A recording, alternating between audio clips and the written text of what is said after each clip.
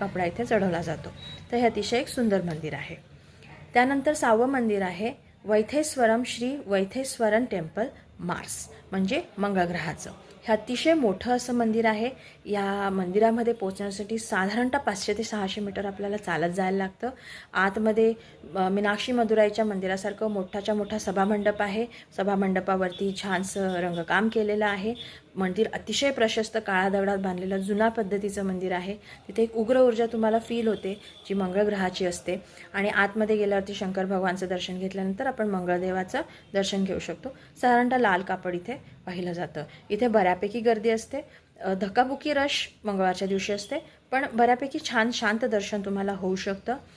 इथे इतरही देवतांची मंदिरं आहेत कॅम्पसमध्ये, त्याचं पण तुम्ही दर्शन घेऊ शकतात. आणि मंदिराच्या बाहेर फेरी किंवा चौपाटीसारखं खाण्यापिण्याचे भरपूर स्टॉल्स आहेत. छोटे मुलं असतील तर नक्कीच तिथे एन्जॉय करतील.